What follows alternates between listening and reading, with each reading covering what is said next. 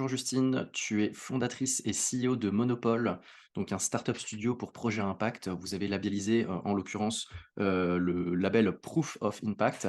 On va parler de tout ça aujourd'hui. Est-ce que tu peux déjà, dans un premier temps, expliquer d'où t'est venue, l'idée de Monopole, s'il te plaît? Bonjour Pierre, déjà merci de me recevoir sur BlockX.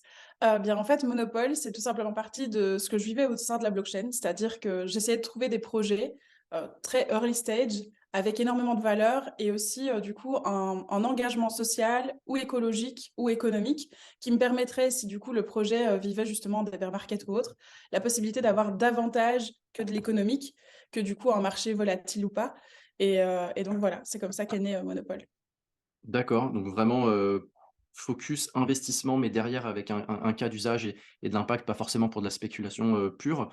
Alors si on continue de raconter un petit peu l'histoire, comment ça a évolué sur, ce que c'est devenu aujourd'hui, quoi? Ouais, bah, au départ, Monopole, en fait, ça devait être quelque chose de très ludique.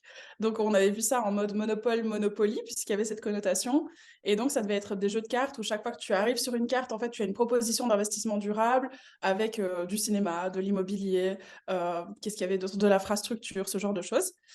Puis, en fait, grâce à nos advisors, grâce à la team elle-même qui a travaillé sur le projet et qui a consolidé le projet a du coup évolué un petit peu. C'est d'ailleurs pour ça que la team a également évolué.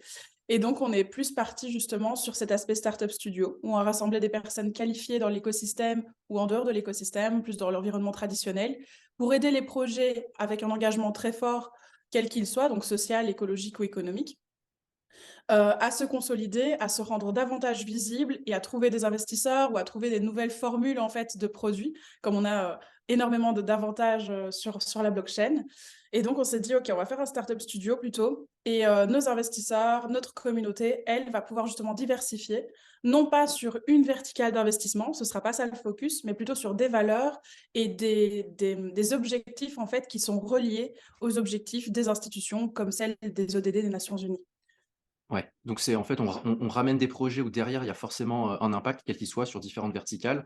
Vous avez des investisseurs qui peuvent vous donner accès à ces investissements-là sur ces projets-là, avec une équipe d'experts qui va permettre d'accompagner ces projets-là, si je comprends On n'aime bien? pas trop le terme d'expert, parce qu'il y en a D'accord. énormément dans notre écosystème. Du coup, mais oui, en fait, juste des personnes très qualifiées qui ont eu preuve de réalisation par le passé. Et oui, l'objectif, c'est justement de les consolider et de pouvoir également les mettre en relation. Nous, on se voit vraiment comme une plateforme de référence avant tout, où justement, on va mettre en relation des institutions qui cherchent des solutions, mais qui n'ont peut-être pas la possibilité dans leur pays. Des investisseurs du coup qui cherchent en fait des projets à l'international pour ne pas s'enfermer que sur une région, puisque forcément le taux de possibilités est quand même réduit. Et puis également en fait des porteurs de projets qui eux souhaitent être plus visibles, parce qu'aujourd'hui on a remarqué qu'il y a très peu de projets à impact, dits à impact, qui se font financer, justement par manque de visibilité et par peur que ça soit moins rentable. Et donc, d'être un peu, ce sera notre trilemme en fait, autre que le trilemme de la blockchain, c'est le trilemme de Monopole, c'est d'arriver à abaisser les barrières et de les mettre en relation.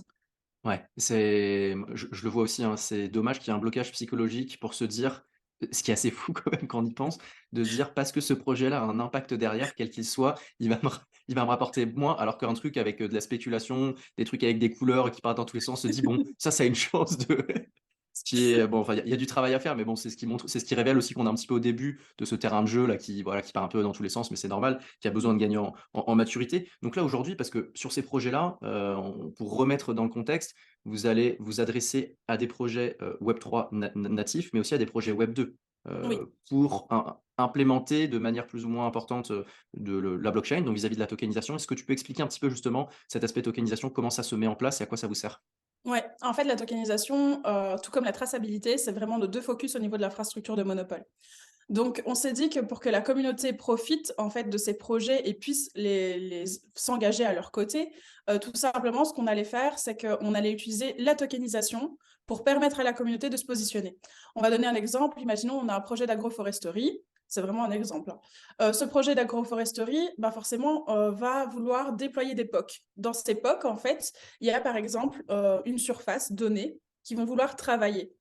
Bah, quoi de mieux qu'une surface donnée pour tokeniser? Oui.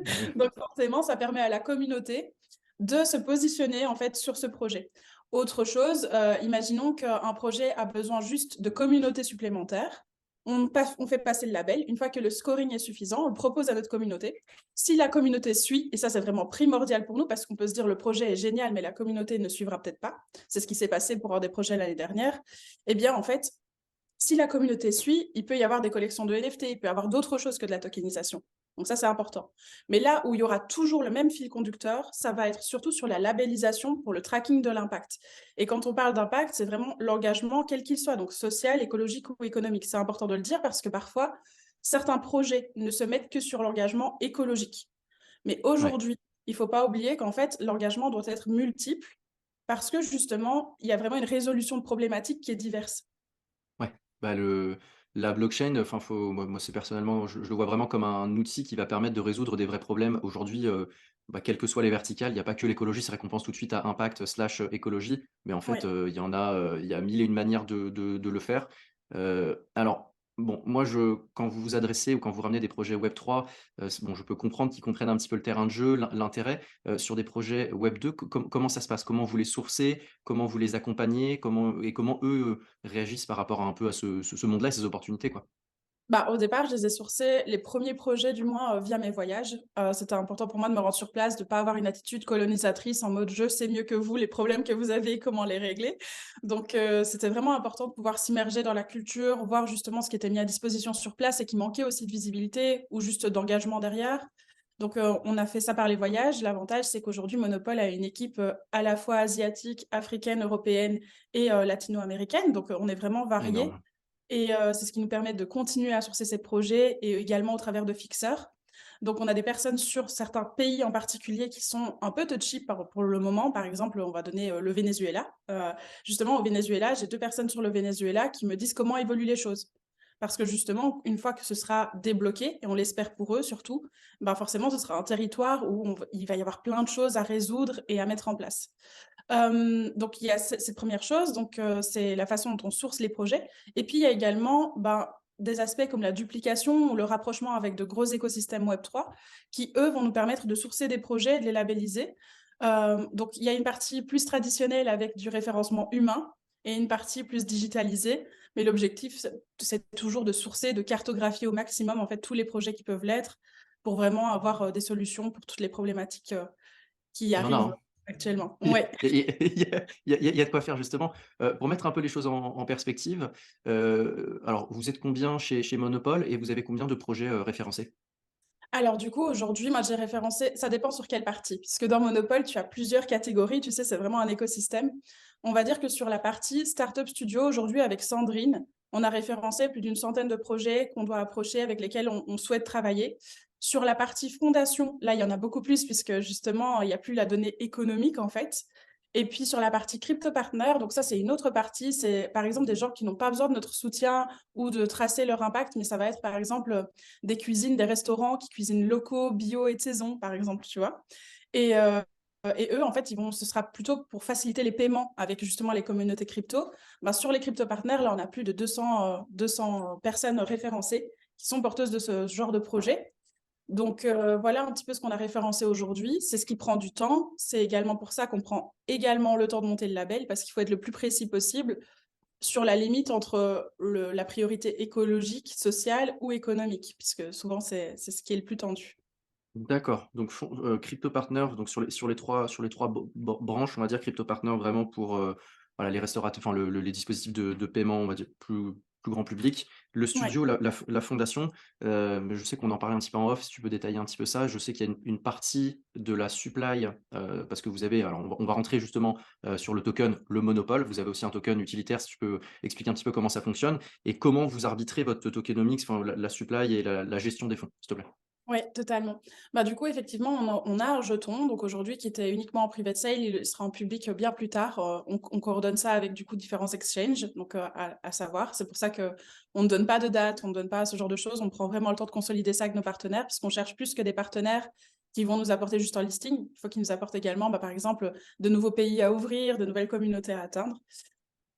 Et donc pour le jeton, c'est un ERC20 basique qui va justement, émettre également des ERC 1155 qui seront des jetons de sous-gouvernance pour les projets et également des NFT et des soulbound. Donc on a vraiment une cartographie énorme en termes de ce qu'on va distribuer à la communauté, mais c'est dans l'aspect gamification et cetera. Et dans notre supply, en fait, est travaillé donc une grosse partie pour la communauté, mais également des mécanismes qui sont bien connus comme le buyback and burn. Sauf que notre buyback, en fait, va servir, donc le buyback, pour rappel, c'est un rachat sur les marchés ou un rachat justement sur les frais qui sont générés sur la plateforme. Et dans ces rachats qui sont faits, en fait, une grosse partie retourne à la fondation. Donc aujourd'hui, 30% de la supply de Monopole est dédiée à la fondation et donc au financement de projets non rentables économiquement parlant. Donc l'objectif, c'est que sur la future application mobile, les gens vont pouvoir justement voir exactement le montant des frais qui a été généré mensuellement sur la plateforme, et puis voir dans quel projet c'est redistribué, et voter également pour leur projet préféré. Donc ça, il y a énormément de projets qui font la même chose. Nous, on voulait ce chiffre symbolique d'un tiers, parce que pour nous, c'est important, et qu'on se dit qu'un tiers de notre supply, c'est quand même pas mal. Ouais, non, non, mais c'est faut le noter justement, c'est bien. Hem, alors là, je comprends la fondation, ça va être pour, réinjecter dans des projets qui n'auront pas vocation à générer, de l'argent. Là, on voit le but. Moi, je me place d'un point de vue d'un projet qui souhaite participer au studio. Comment ça se passe? Et alors on peut-être au préalable, déjà si tu peux en dire plus sur ces fameux labels Proof of Impact qui Oui. finalement, il y a beaucoup de choses qui en découlent. Totalement. Bah, du coup, en fait, donc on a voulu quelque chose de où une granularité a été réellement apposée. C'est-à-dire que tu vas arriver, en fait, tu vas pas passer directement le label, sauf si tu es vraiment un projet reconnu comme étant impactant, et cetera.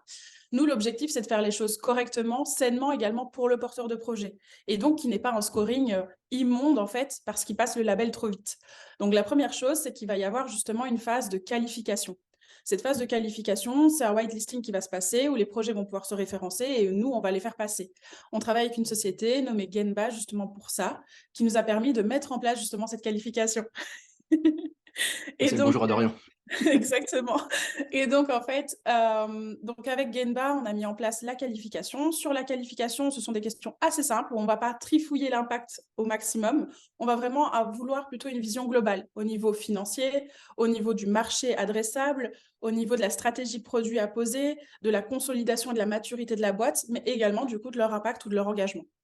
Une fois qu'on a ça, il y a un premier scoring qui sort. Ce premier scoring leur permet en fait d'avoir des fiches de conseils pour se consolider ou du coup de nous demander de l'aide, par exemple, pour du développement, pour justement consolider l'impact, pour avoir une meilleure stratégie, etc., sur leurs produits, enfin ce genre de choses. Une fois qu'on a fait ça, ils vont pouvoir passer le label. Par contre, comme je l'ai dit, si le projet a déjà d'énormes preuves d'impact, il va pouvoir directement passer le label. C'est vraiment si la personne n'est pas sûre de son scoring et ne doit pas repasser le label de fin. Une fois qu'il passe le label, là par contre, on va aller sur de la mesure d'impact, de la mesure d'engagement. Donc ça va être quelque chose de beaucoup plus lourd, mais de quelque chose qui doit être précis. Donc c'est pour ça aussi que c'est plus long.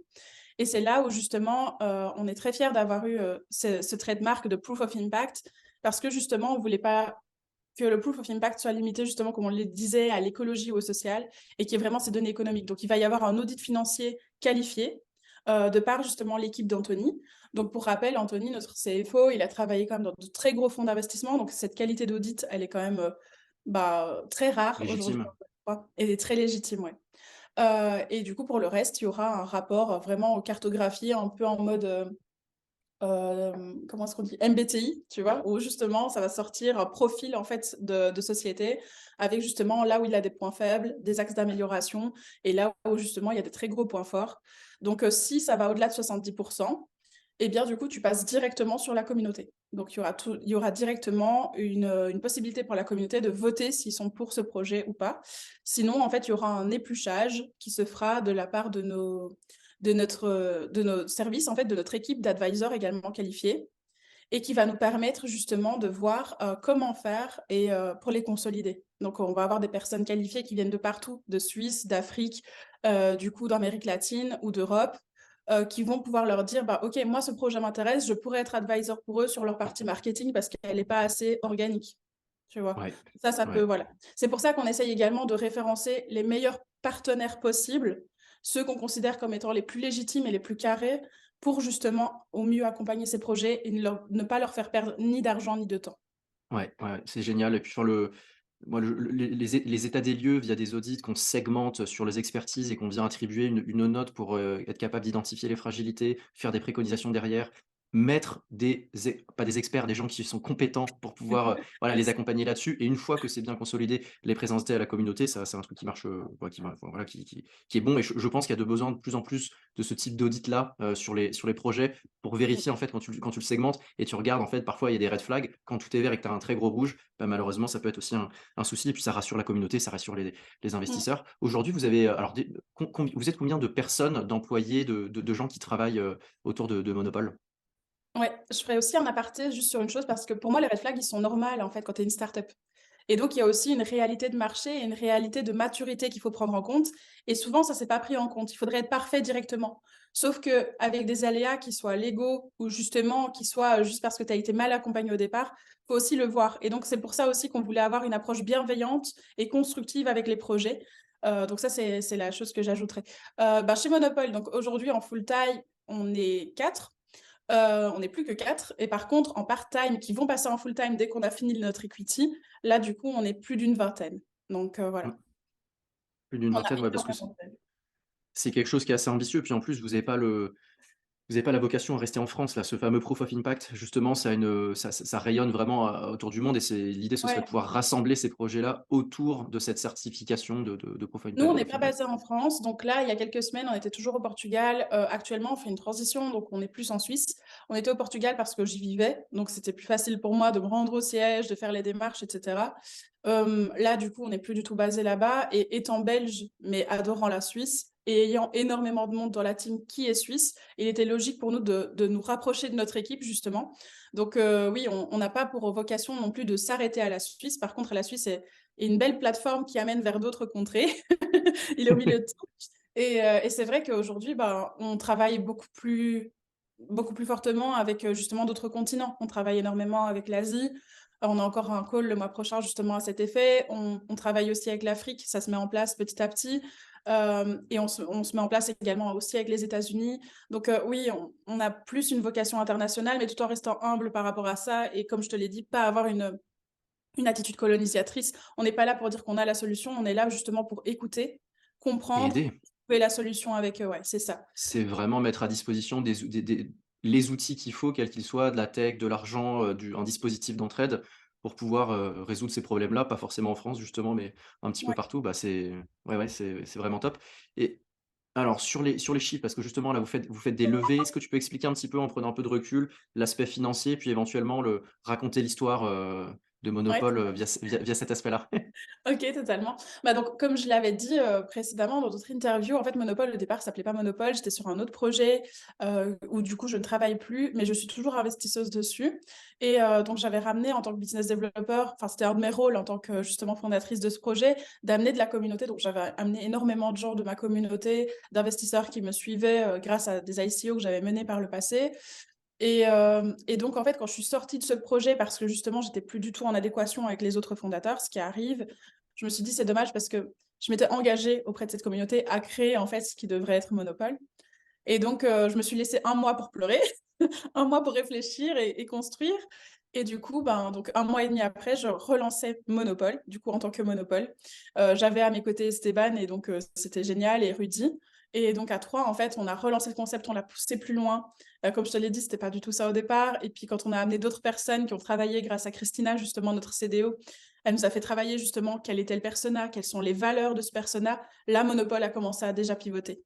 Et donc voilà, donc là, en fait, en termes de levée, on a fait une levée l'année dernière en private, justement pour la communauté qui nous suivait suite à ce projet, parce qu'on voulait vraiment leur offrir, la possibilité, du coup, de voir qu'on était engagé auprès d'eux et qu'ils étaient pas là juste pour, mettre des fonds, en fait, dans nos projets, mais vraiment pour les remercier parce qu'ils nous suivaient et donc on a levé en love money, donc 800 000 $. Donc ça a été vraiment une belle preuve d'engagement puisqu'on a pu clore, en fait, cette private sale.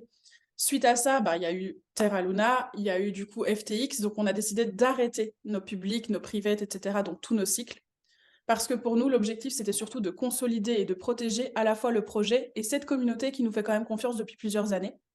Et donc aujourd'hui, on est plutôt parti sur de l'equity. On a revu toute notre stratégie, on travaille sur l'equity quand même depuis septembre dernier. On est heureux de se dire qu'en fait, elle se finalise donc pour fin mai, début juin. Donc c'est un très grand cap pour Monopole.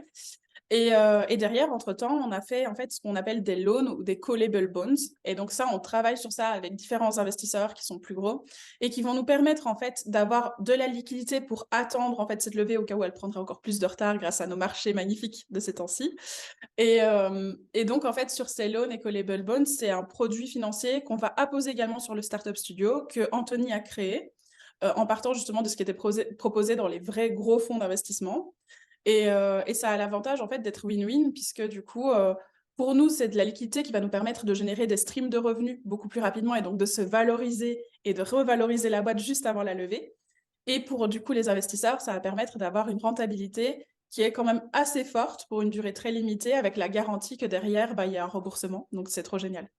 Ouais, ouais, top, top, top, top. Bah, c'est, dans la discussion parce que c'est vrai quand je reçois des projets, tout ne s'inscrivent pas dans la même durée. Alors il y en Mmh. a qui voient, je vais pas dire, au mois près, mais voilà, qui avancent au fur et à mesure. Là, on sent vraiment que vous avez vraiment travaillé sur la stratégie que vous souhaitiez avoir et surtout que vous aussi vous prenez le temps de bien consolider, bah, tout ce qui va être infra, équipe, avant Ouais. de mettre et puis tout ce qui gravite autour finalement, avant de mettre aussi beaucoup de lumière, et de recevoir, voilà, beaucoup de projets. Parce que là, globalement, vous avez, les gens compétents, les fonds, toute votre infra sur votre équipe. Il n'y a plus qu'à avoir les projets, pas forcément plus qu'en France, donc ça peut arriver. Comment justement tu vois les prochaines étapes, les enjeux majeurs, on va dire sur 2023 et 2024 pour Monopole? Pour terminer. Ben, du coup, par rapport à Monopole, effectivement, l'année dernière, j'ai commis énormément d'erreurs, en fait, sur justement le réseau et les personnes qui étaient intégrées à l'équipe, puisque j'avais pas prévu les pivots et donc j'avais trop de gens autour de moi. Il y a même des gens qui savaient pas quoi faire de leur temps. Donc en fait, donc du coup, là, en fait, oui, on a revu toute l'infrastructure, la consolidation, la stratégie long terme. Donc par exemple, Julien, il a travaillé vraiment sur le fait de: «OK, aujourd'hui, on se voit comme une start-up. Demain, on sera potentiellement plus une start-up. Comment on fait pour le churn? Comment on fait pour ce genre d'aspect qu'on n'a pas pris en compte actuellement?» Et donc, on a mis en place tout ça, on a vraiment consolidé, on s'est un peu replié sur nous-mêmes pour faire tout ça. Et donc, pour 2023, bah, déjà, l'equity va changer énormément de choses, puisque ça veut dire plus de recrutement dev, plus d'interopérabilité qui va être mise en place, puisque notre objectif pour fin d'année, c'est quand même d'avoir minimum 7 blockchains intégrées. Et pour du coup, au niveau des projets, c'est surtout ça, c'est sur le sourcing de projets. Cette année, on souhaite intégrer au studio, en fait, 20 projets. Alors, cette année, on n'est pas très gourmand. L'objectif, c'est pas de devenir le Wish de l'ESG et donc de référencer un maximum, c'est vraiment d'être qualifié et d'être qualitatif. Par contre, en white label, d'accompagner un maximum de monde. Et puis, à terme, donc pour 2024, ben, ça veut dire de nouveaux continents, donc de nouvelles succursales qui vont être ouvertes avec énormément de consolidation, de nouveaux partenariats avec certaines institutions qui sont essentielles pour notre développement, puisque on est là pour leur sourcer justement des projets et pouvoir donner aux projets leurs premiers clients au final. Et donc, de continuer à avoir cette boucle vertueuse, d'intégrer plus de communautés et de vraiment, avoir une start-up qui n'en est plus une et qui arrête de pivoter, qui prend vraiment son envol par rapport à ce qu'elle est. Donc, Ouais. voilà un petit peu nos objectifs de l'année prochaine. C'est un peu flou, c'est pas des chiffres comme certains pourraient dire: «On veut 1 million de personnes» et cetera. Mais c'est parce que notre objectif pour 2025, c'est d'avoir 200 000 personnes sur la communauté. Ça, du coup, c'est quand même voilà et d'avoir en fait aidé à investir plus de 13,5 millions de dollars en fait dans des projets ESG. Ça, c'est notre objectif. Et ça, Ouais, c'est c'est pour 2025. En fait, comme tu le disais, on n'est pas au mois par mois, on est sur 2025, on veut faire ça. Et donc, on se donne toutes les chances pour y arriver jusque-là. ouais. Objectif 2025, on est là aujourd'hui, quel est le plan d'action? Comment on va mettre ça en place? OK, Exactement. super, bah, c'était un grand plaisir de t'avoir reçu, Justine. Bon courage pour, du coup la Merci à suite, toi. beaucoup de travail. Merci beaucoup.